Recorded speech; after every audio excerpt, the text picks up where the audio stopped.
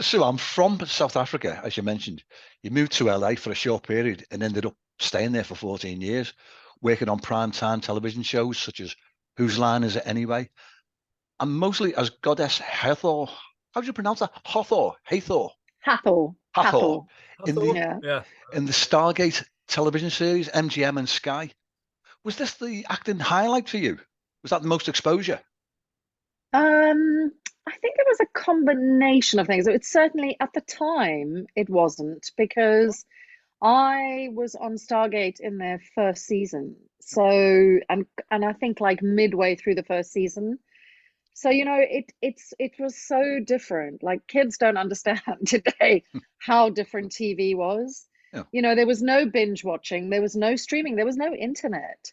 So you had no idea. You had to wait till the end of a season, Yeah. and then the producers would take it, and then they would do the Nielsen ratings and check to see what was popular and what had done well. Obviously, with Stargate, they had an amazing chemistry with their four leads. Plus, Richard Dean Anderson, coming hot off MacGyver, had already had a fan base. And I think the original film, had a massive fan base. Yeah. And Hathor and Stargate have actually ended up being the job for me that has given me the most later in my life. Okay. Had a wonderful time when I was shooting it, had a great time, but I had no idea.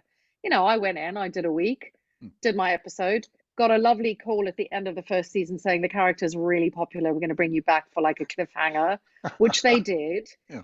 And then unfortunately I was never seen again, much to my chagrin. Oh. But the character lives on because the Stargate fandom is incredible. Honestly, they're the most loyal, most supportive, most fantastic fandom in the world.